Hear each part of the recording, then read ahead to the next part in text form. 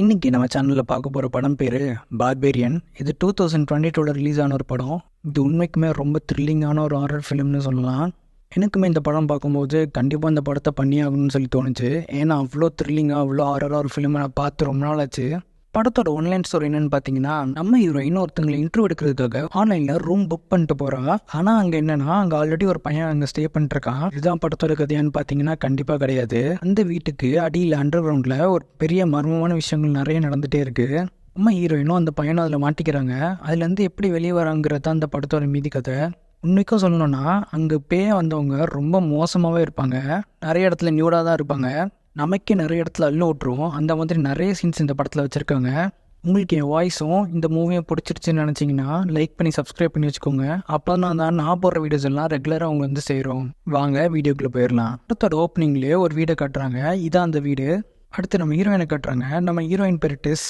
ஒருத்தங்களை இன்டர்வியூ எடுக்கிறதுக்காக ஒரு நாளைக்கு முன்னாடியே அந்த வீட்டுக்கு போயிருப்பா.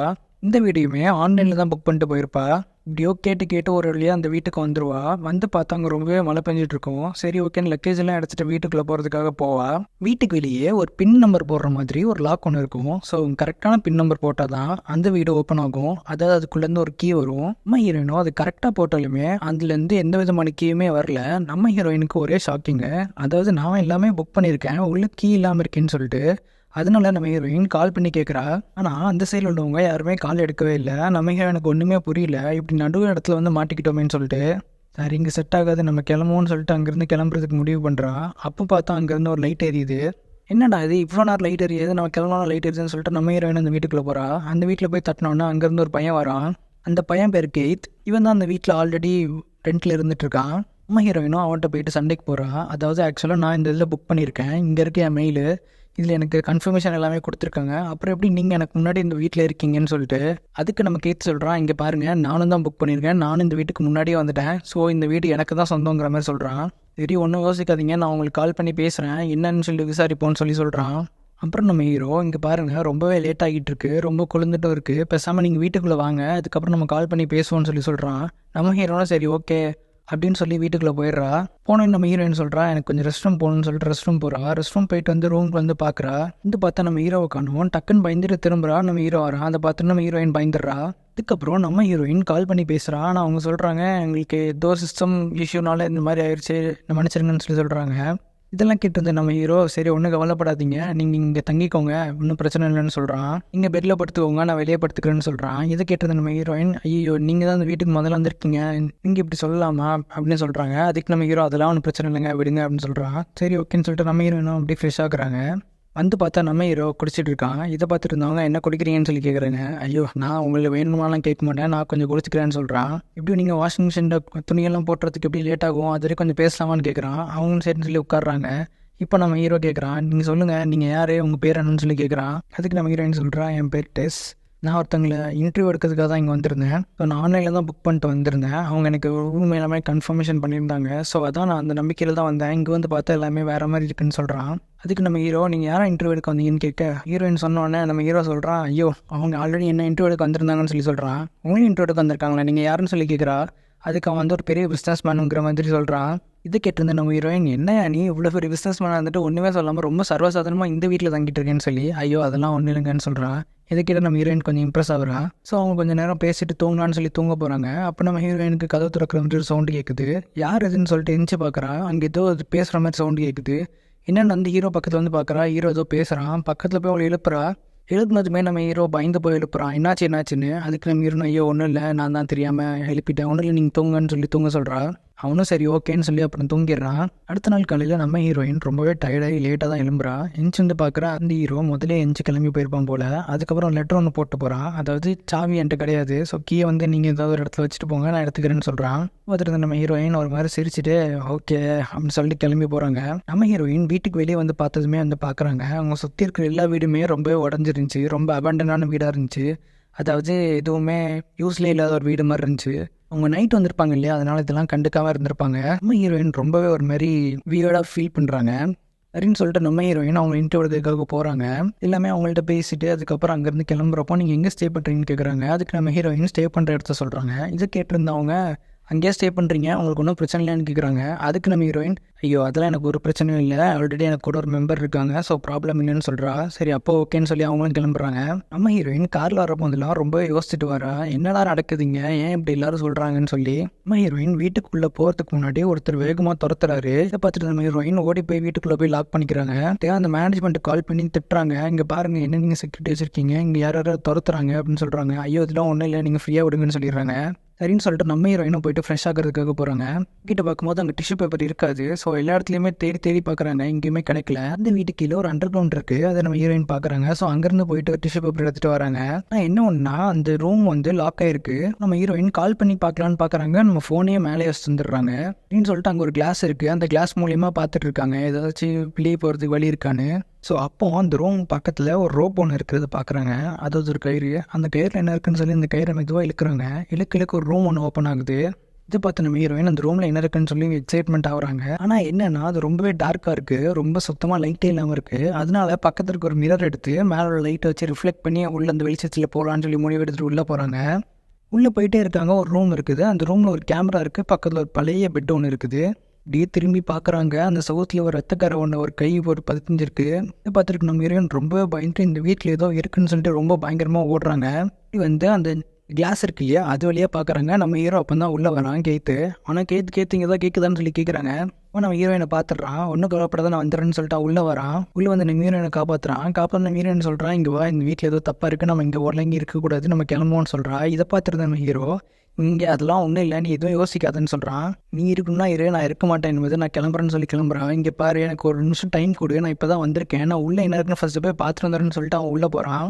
அம்மா ஹீரோயினும் அவன்கிட்ட பேச்சு கொடுத்துட்டே போகிறாங்க. கொஞ்ச நேரத்துக்கு அப்புறம் கேட்டு நான் பேசுகிறது கேட்குதான்னு கேட்கும்போது அவனோட வாய்ஸே சுத்தமாக இல்லை. ஸோ நம்ம ஹீரோயினும் வேகமாக போயிட்டு அந்த டோர் லாக் ஆக போகிறதுக்கு முன்னாடி கை வச்சு பிடிச்சிடுறாங்க. பிடிச்சிட்டு ஒரு சேரை வச்சு அண்டா கொடுத்துட்டு உள்ளே போயிடுறாங்க. திரும்ப அதே இடத்துல ரொம்பவே டார்க்காக இருக்குது. மறுபடியும் ஃப்ளாஷ் லைட் அடிச்சு உள்ளே போய் பார்க்குறாங்க. அதுலேருந்து ஒரு டன்னல் உள்ளே போகுது. இது ஒரு குகை மாதிரியே இருக்குது, ரொம்ப படிக்கட்டுலாம் வச்சு ரொம்ப பயங்கரமாக இருக்கும். ஹீரோயினும் ரொம்ப பயந்துட்டே உள்ளே போயிட்டு இருக்கும்போது டக்குன்னு ஒருத்தன் தவண்டு வருவான். அது வேற யாரும் இல்லை, நம்ம கைத்து தான். இங்கே பாரு, இங்கிருந்து நம்ம தப்பிக்கிறோம், எப்படியா காப்பாற்றுன்னு ரொம்பவே கெஞ்சிரான். இதை நம்ம பார்த்துட்டு இருக்கும்போது பின்னாடி ஒரு உருவம் தெரியும். இது வேற யாரும் இல்லை, நான் இவ்வளோ நேரம் சொன்னேன் தானே, ஒரு பேய். அந்த பேய் தான் அது. உண்மைக்கு ரொம்ப கொடூரமாகவே இருக்கும், அதை என்னால் உங்கள்கிட்ட காட்ட முடியாது, அந்தளவுக்கு ரொம்ப கொடூரமாக இருக்கும். இந்த விதமான ட்ரெஸ்ஸுமே இல்லாமல் ரொம்ப ஒரு மாதிரி பழைய தோல், மூஞ்செல்லாம் ரொம்ப கோரமாக இருக்கும். அது நம்ம ஹீரோயின் பக்கத்தில் வந்து கத்துது. கத்திட்டு நம்ம ஹீரோவை செவுத்து பக்கத்தில் வச்சு தலையை வச்சு அடின்னு அடிச்சு தலை பிசுங்கிற அளவுக்கு அடிச்சு கொள்ளுது. அப்படி இந்த சீனை கட் பண்ணிட்டு இன்னொரு சீனை ஓப்பன் பண்ணுறாங்க. அந்த சீனில் ஒரு காரில் ஒருத்தர் போயிட்டு இருக்கான். இவன் பேர் ஏஜே. இவன் ஒரு ஆக்டராக இருப்பான், அதாவது வெப் சீரிஸ் இந்த மாதிரி சின்ன சின்ன விஷயங்களுக்குலாம் ஆக்ட் பண்ணிருப்பான். அவனுக்கு ஒரு கால் வரும். அந்த காலில் வந்து என்னன்னா, ஒரு லாயர் ஒருத்தவங்க கால் பண்ணி பேசுவாங்க. இங்கே பாருங்கள், நீங்கள் ஒரு கற்பழிச்சிட்டிங்கன்னு சொல்லிட்டு 2 பொண்ணுங்க வந்து கேஸ் கொடுத்துருக்காங்க, இது விஷயம் வெளியே போச்சுன்னா உங்கள் கெரியரே முடிஞ்சிடும்னு சொல்கிறாங்க.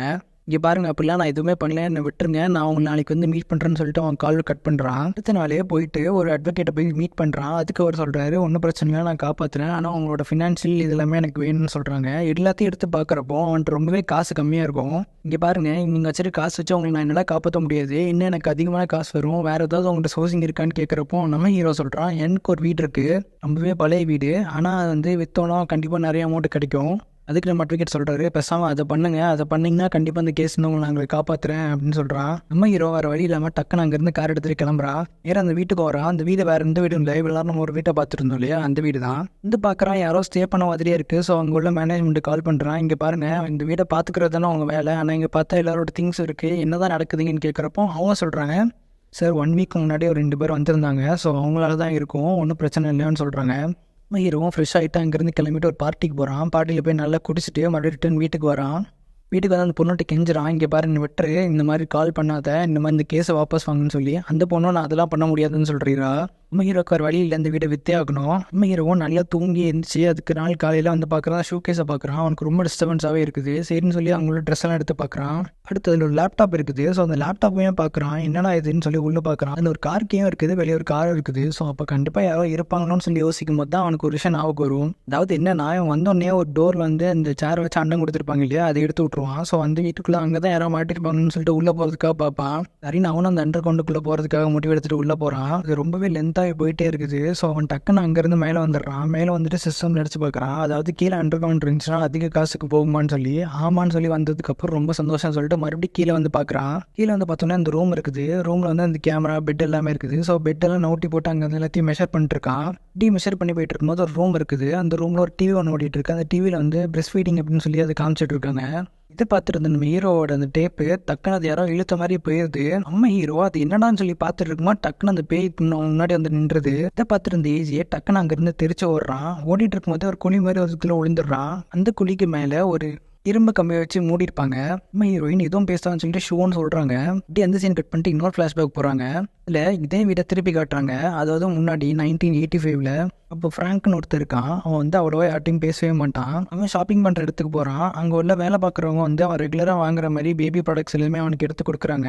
அதெல்லாம் எடுத்துகிட்டு அவன் வீட்டுக்கு வரான். அங்கே பார்க்குறப்போ ஒரு பொண்ணு, அழகான பொண்ணு அவங்க ஏதோ வச்சுட்டு இருக்குது. இதை பார்த்துட்டு இருந்தவன் டக்குன்னு அவங்க வீட்டுக்கு போகிறான். இப்போ ஒரு பிளம்பர் ட்ரெஸ் போட்டுட்டு ட்ரைனேஜ் இஷ்யூ இருக்குது. ஸோ நான் எல்லா ரூமையுமே செக் பண்ணணும். அவங்க ரெஸ்ட் ரூம் எங்கே இருக்குன்னு கேட்குறான். நம்ம ஹீரோயினும் எனக்கு இல்லை அதெல்லாம் ஒன்றும் பிரச்சனை இல்லைன்னு சொல்கிறாங்க. இல்லை நான் கண்டிப்பாக பண்ணி ஆகணும்னு சொல்லிட்டு போகிறான். போயிட்டு இந்த விண்டோ பக்கத்தில் இருக்க உள்வழியாக பூட்டியிருப்பாங்க இல்லையா, அதை ஓப்பன் பண்ணி விட்டுறான். விட்டுட்டு ஒன்றும் ப்ராப்ளம் இல்லை நான் கிளம்புறேன்னு சொல்லிட்டு அங்கேருந்து கிளம்பிடுறான். இப்படி நம்ம ரியாலிட்டிக்கு வந்துடுறோம்.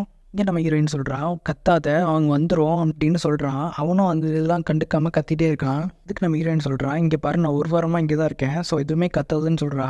இந்த பேசிகிட்டு இருக்கும்போதே அந்த கூண்டில் இருந்து ஒரு ஃபீடிங் பாட்டில் மட்டும் கீழே வருது. நம்ம ஹீரோயின் உனக்கு தான் கொடுக்குறாங்க நீ இது குடின்னு சொல்கிறான். ஆனால் அவன் குடிக்காமல் இருக்கிறான். டக்குன்னு அந்த ஃபீடிங் பாட்டில் விவசாயம் திரும்புது. இவ்வளோ எதுவுமே யோசிக்காமல் டக்குன்னு வாங்கி குடிச்சிடுறா. உடனே இவன் கத்துறான். இவன் கத்தாதன்னு சொல்லி அவன் கத்துறான். டக்குன்னு பார்த்தா அந்த பேய் உள்ளே வந்துடுது. உள்ளே வந்ததுக்கப்புறம் ஹீரோயினை ஒரு குழந்தை மாதிரி பார்த்துக்கிட்டு அதை வந்து ரொம்ப பக்கத்தில் வச்சு பேபி ஓ மை பேபின்னு சொல்லுது. இவன் கத்துக்கு இவன் பக்கத்தில் போயிட்டு அப்படி இவனை தரன்னு இழுத்துட்டு போயிட்டு நேராக அந்த ரூம் இருந்துச்சு இல்லையா, அந்த ரூம் கூட்டு போயிட்டு இவனை பிரஸ்ட் ஃபீடிங் பண்ணுறதுக்காக ரெடி பண்ணுது. இதான் சரியான ஹீரோன்னு நம்ம ஹீரோயினும் அந்த இடத்துல இருந்து தப்பிக்கிறதுக்கு பிளான் பண்ணுறான். அந்த பேயும் அந்த டிவியை பார்த்துட்டு பிரஸ்ட் ஃபீடிங் பண்ணுது நம்ம ஏஜுக்கு. நம்ம ஹீரோயினும் மெதுவாக நடந்து போயிட்டு இருக்கா. அப்போ டேப்ல தெரியாமல் வச்சிடறா. இந்த சத்தத்தை கேட்ட பேய் நம்ம ஹீரோயினை துரத்துது. ஹீரோயின் எப்படியும் அங்கிருந்து தப்பிச்சு இந்த கிளாஸ் இருந்துச்சு இல்லையா அதை உடச்சிட்டு அது வெளியே மேலே போயிடுறா. பாதி உடம்பு அந்த டனலுக்குள்ளேயும் பாதி உடம்பு வெளியும் நிற்கிறா. டக்கு நம்ம ஹீரோயினை ஒருத்தங்க இழுக்கிறாங்க. அந்த பையன் பின்னாடி துரத்திட்டு வருது. ஆனால் அதால் வெளியே வர முடியல. அவர் இழுத்துட்டு ஹீரோயினை கூட்டு போயிறாரு. அந்த பையன் டக்குன்னு உள்ளே போயிருது. இந்த கேப்பில் அவன் அங்கேருந்து தப்பிக்கலாம்னு சொல்லி பார்க்குறான். இப்போ நம்ம ஹீரோயினை தூக்கிட்டு வந்தார் இல்லையா, அவர் யாரும் இல்லை. இந்த சீனில் நம்ம ஹீரோயினை விரட்டிருப்பார் இல்லையா, அவர் தான். அவர் சொல்கிறாரு முதல்ல இந்த இடத்துலேருந்து நீ கிளம்புன்னு சொல்கிறாரு. அதுக்கு அவர் சொல்கிறா இல்லை அங்கே ஒருத்த மாட்டிக்கிட்டேன் அவனை கண்டிப்பாக காப்பாற்றணும்னு சொல்கிறா. அதுக்கு அவர் சொல்கிறாரு இங்கே பாரு நீ நினச்ச மாதிரி உள்ள போயிட்டுலாம் வந்துட்டு இருக்க முடியாது. இப்போ நீ வந்ததே பெரிய விஷயம், நீ இங்கேருந்து கிளம்புன்னு சொல்லிட்டு போகிறாரு. உனக்கு அப்படி சப்போஸ் உள்ளே போகணும்னு நினச்சினா நீ உள்ளேருந்து வெளியே வந்திருக்க. அதனால உன்னை நைட்டு தான் அதை தேடி வெளியே வரும். அந்த நேரம் உள்ளே போய் எல்லாத்தையும் முடிச்சுட்டு வந்துருன்னு சொல்கிறாரு. இப்போ நம்ம ஏஜேவை கட்டுறாங்க. அவன் லைட் அடிச்சு ஒரு வருஷமாக தேடி போயிட்டு இருக்கான். அப்போ டக்கு இன்னொரு ரூம்குள்ளே பார்க்குறான். அந்த ரூமில் லைட்டு டிவின்னு எல்லாமே இருக்குது. அதில் பார்த்தா ஒருத்தன் படுத்தே இருக்கான். அவன்கிட்ட போயிட்டு உங்களுக்கு என்னாச்சுன்னு சொல்லி கேட்டுகிட்டே இருக்கான். அப்படி கட் பண்ணால் நம்ம ஹீரோயினை கட்டுறாங்க. நம்ம ஹீரோயின் ஒரு போலீஸ் காரை மறிச்சு அவங்கள்ட்ட ஹெல்ப் கேட்டிருக்கான். ஆனால் இவங்க அவளை பார்த்தோன்னே மூணு வெளிச்சு இல்லாதவங்க போலன்னு சொல்லி நினச்சி விட்டுறாங்க. ரொம்ப கேட்டுகிட்டே இருந்ததுனால டக்குன்னு சரி வாங்க வீட்டுக்கு போகலான்னு சொல்லி சொல்கிறாங்க. இந்த கேப்பில் நம்ம ஏஜ் ஹெல்ப் பண்ணலாங்கிற பேர்லாம் அவன் வந்து பக்கத்தில் ஒரு பாட்டில் இருக்கிறது கேட்டுகிட்டே இருக்காரு. டக்குன்னு அந்த பாட்டில் எடுத்து கொடுக்குறா. அந்த வயசானவர் திருப்பி அந்த கையை காமிச்சு கேட்டுகிட்டே இருக்காரு. டக்குன்னு அவனும் அந்த டேபிளில் உள்ளது எல்லாத்தையும் எடுத்து டேபிளே கொடுத்து பக்கத்தில் வைக்கிறான். இப்போ நம்ம அந்த போலீஸை கட்டுறாங்க. அவங்க லைட் அடிச்சு பார்க்குறாங்க. இங்கே ஒன்றுமே இல்லை, யாருமே கிடையாது, இந்த ஏரியாவே தடைப்பட்ட பண்ண பகுதி, இங்கே யாருமே தங்க மாட்டாங்கன்னு சொல்கிறாங்க. நம்ம ஹீரோயினை என்னவோ சொல்லி ஹெல்ப் கேட்குறான். அவங்க கண்டுக்காமல் போயிடுறாங்க. அது அப்படியே நம்ம கட் பண்ணோன்னா இங்கே நம்ம ஏஜ் ஒவ்வொரு கேஸில் நிறைய ஒவ்வொரு பொண்ணு பேராக எழுதியிருக்கு. ஸோ ஒரு கேஸர் எடுத்து உள்ளே போட்டு பார்க்குறான். அப்படியே கட் பண்ணால் நம்ம ஹீரோயின் அந்த வீட்டுக்குள்ளே ஹெல்ப் பண்ணுறதுக்காக வந்துடுறா. இங்கே நம்ம ஏஜ் அந்த கேசட்டை போட்டு பார்க்குறா. அதில் உள்ளது அந்த ஃப்ராங்க்குங்கிற ஒருத்தரை காமிச்சாங்க இல்லையா, அவர் தான் இருக்காரு. அது வேற யாரும் இல்லை, இந்த கிழவன் தான் அந்த ஃப்ராங்க்கு. டக்குன்னு பார்த்தா அந்த ஃப்ராங்க்கு அந்த டேபிள் திறந்து ஒரு துப்பாக்கி எடுத்து நீட்டுறான். டக்குன்னு நம்ம ஹீரோ தான் சொல்லுவான்னு பார்த்தா அவனையும் சுட்டு கொண்டுருவான். என்னன்னா அவனே ரொம்ப கொடுமையான நிலைமையில தான் அங்கே இருந்திருப்பான் போல. இங்கே நம்ம ஹீரோயின் கார் எடுத்து ரெடியாக நிற்பா. டக்குன்னு அந்த பேய் வரும்போது டக்குன்னு அந்த காரை வச்சு இந்த பேயை நசுக்கிட்டு நம்ம ஹீரோயின் ஏஜாவை காப்பாத்திருக்கா உள்ள வரா. இங்கே என்னன்னா நம்ம ஏஜே அந்த துப்பாக்கி எடுத்துட்டு போயிட்டு இருக்கான். இருட்டில் யாரும் தெரியாம நம்ம ஹீரோயினை சுட்டுறான். ஆனால் இன்னொன்னா இடுப்புலேயே சுட்டுறான். இதை பார்த்துட்டு நம்ம ஹீரோ அஜியோ நான் தான் நான் தெரியாமல் பண்ணிட்டேன்னு சொல்கிறான். அதுக்கு நம்ம ஹீரோயின் அதெல்லாம் ஒன்றும் இல்லையா நான் வெளியே கூட்டு போன்னு சொல்லிட்டு அங்கேருந்து கிளம்பி போகிறாங்க. இப்போ வந்து கருப்பாக இருக்கிற ஆள் வராரு. அவர் சொல்கிறாரு வாங்க எங்கள் வீட்டுக்குள்ளே போய் பேசுவோம்னு சொல்லிட்டு வீட்டுக்குள்ளே கூட்டு போகிறாரு. போயிட்டு அந்த பேயோட ஃபுல் கதையும் சொல்கிறாரு. அதாவது இங்கே ஃப்ராங்க்னு ஒருத்தர் இருந்தான். இந்த ஏரியாவில் அழகா இருக்க பொண்ணுங்கள்லாம் கடத்திட்டு வந்து வீட்டில் ரேப் பண்ணிட்டு அது வீடியோ எடுத்து வச்சுப்பா. இது மட்டும் இல்லாமல் அழகாக இருக்கிறவங்கள ரேப் பண்ணி அவங்களுக்கு குழந்தை பிறக்கும் இல்லையா, அவங்களையும் ரேப் பண்ணுவான். பண்ணிட்டு அந்த புள்ளைய கொன்றுவான். இப்படி அவன் நிறைய பேரை பண்ணியிருக்கான். ஒருத்தி மட்டும் அவனை இன்னும் டார்ச்சர் பண்ணிருக்கா. இது கேட்டிருந்த நம்ம ஹீரோ, என்ன சொல்றீங்க, இது ஏன் வீடு, என் வீட்டில் எவனோ வந்து வாழ்ந்துட்டு இருக்கான்னு சொல்றான். அதுக்கு அவர் சொல்றாரு, இங்க பாரு, வீடு மட்டும் தான் உன்னோடது, ஆனால் அவங்க 40 வருஷமா இது உள்ளதான் வாழ்ந்துட்டு இருக்காங்க. சரி, அது இங்கே வராதான்னு சொல்லி நம்ம ஏஜே கேட்குறான். அதுக்கு அவர் சொல்கிறாரு, நான் இத்தனை வருஷமா இங்கே இருக்கேன், அது இங்கே வராதுன்னு சொல்லிட்டு இருக்கும்போது டக்குன்னு அந்த பேய் அவர் பின்னாடி வந்து அவர் கழுத்தண்டி இருக்குது. இது மட்டும் இல்லாமல் அவர் பிச்சு பிச்சுன்னு பிச்சு போட்டுறது. நம்ம ஹீரோயினும் ஏஜேவும் அங்கேருந்து ரொம்ப உயிர் தப்பிச்சு ஓடிட்டு இருக்காங்க. அப்போ டக்குன்னு நம்ம ஏஜே டக்குன்னு ஒரு வாட்டர் டேங்க் மேலே ஏறுறான். நம்ம ஹீரோயினுக்கு இடுப்பில் சுட்டுருக்காங்க இல்லையா, அதனால அவர் ரொம்ப கஷ்டப்பட்டு ஓட்டிட்டு இருக்கான். என்னை கூட்டு போன்னு சொல்கிறான். அவன் கண்டுக்காம எப்படியா தப்பிச்சாக்குன்னு சொல்லிட்டு ஆஃப் பண்ணிட்டும் ஃபஸ்ட்டு மேலே போகிறான். அந்த கொடூரமான பேயும் அவங்க பின்னாடியே துரத்திட்டே வருது. நம்ம ஏஜென்ட் ஒரு கன் இருந்துச்சு இல்லையா, அது வச்சு சொல்லலான்னு சொல்லி பார்க்கும்போது கன் தவறி கீழே விழுந்துருது. இதை பார்த்துட்டு நம்ம ஹீரோயின் அவ்வளோதான் முடிஞ்சு நம்மளை கொண்டுருவாங்கன்னு சொல்லி பார்க்குறா. நம்ம ஹீரோயின் ஏஜே பக்கத்தில் போய் நிற்கிறா. டக்குன்னு அந்த பேயும் வருது. இதை பார்த்துட்டு நம்ம ஏஜே இவளை கீழே தள்ளி விடுவோம். இதை பார்த்தோன்னா அது அங்கே ஓடிடுவோம். நம்ம தப்பிச்சிடலான்னு சொல்லி யோசிச்சுட்டு நம்ம ஹீரோயினை அங்கேருந்து தள்ளி விட்டுறான். நம்ம ஹீரோயின் மேலேருந்து கீழே விழுறத பார்த்துருந்த அந்த பேய் அதுக்கு முன்னாடியே தாவி குதிச்சு அவளோடய கீழே விழுந்துடுறா. டக்குன்னு நம்ம ஏஜையும் அங்கேருந்து கீழே பார்க்குறான். பார்த்ததுல அந்த பேய்க்கு மேலே தான் நம்ம ஹீரோயினே இருந்திருப்பா. அதாவது அந்த பேயோட தலையில் அடிப்பட்டு அந்த பேயை செத்த மாதிரி தான் கிடக்குதும். இதை பார்த்துருந்த நம்ம ஏஜே கீழே போய் பார்க்குறான். இங்கே பாரு, நான் தெரியாமல் வேறு வழி இல்லாமல் தான் ஒன்று அங்கேருந்து தள்ளி விட்டேன், என்னை மன்னிச்சுக்கோன்னு சொல்கிறான். சரின்னு நம்ம ஹீரோயினை எந்திக்கும் போது டக்குன்னு பின்னாடி இருந்து பேய் எந்திக்குது. நான் ஏஜேவோட கழுத்தை நெரிச்சு அவன் கண் நோண்டி இப்படி அங்கேயே அவனை கொண்டு போட்டுருது. கொண்டு போட்டது மட்டும் இல்லாமல் நம்ம ஹீரோயினோட பின்பற்றிருக்கோம் இல்லையா, அந்த இடத்த தொட்டு பார்த்துட்டு ஒன்றும் இல்லை, நம்ம இங்கேருந்து போகணும் அப்படின்னு சொல்லுது. ஒரு குழந்தை மாதிரி அதை பார்த்துக்குது. ஏன்னா அது ஃபீடிங் பாட்டில் எல்லாமே கொடுத்துட்டு இருந்துச்சு இல்லையா, அதனால நம்ம ஹீரோயின் ஒரு பொண்ணு மாதிரி பார்த்துக்கிட்டு இருந்திருக்கு. நம்ம ஹீரோயினுக்கும் வர வழி இல்லாமல் அவட்ட இருந்த கண் எடுத்து அந்த பேயை ஒரே சுட்டுறது. அதோட அப்படியே அந்த படத்தை முடிச்சிடுறாங்க. ஆக்சுவலாக அந்த படத்தில் வந்து ரொம்ப கொடூரமாக அந்த பேயை காமிச்சிருப்பாங்க. என்னால் உங்கள்கிட்ட அந்தளவுக்கு காமிக்க முடியல, ஏன்னா நான் சொன்ன மாதிரியே ரொம்ப நூடாகவும் ரொம்பவே கோரமாகவும் அந்த பேயை காமிச்சிருப்பாங்க. உங்களுக்கு என் வாய்ஸும் இந்த மூவியும் பிடிச்சிருந்துச்சின்னு நினச்சிங்கன்னா மறக்காமல் லைக் பண்ணி சப்ஸ்கிரைப் பண்ணி வச்சுக்கோங்க. அப்போ தான் நான் போகிற வீடியோஸ் எல்லாம் ரெகுலராக அவங்களை வந்து சேரும். இன்னொரு டிஃப்ரெண்ட்டான கதையோட உங்களை நெக்ஸ்ட் வந்து பார்க்குறேன். பாய்.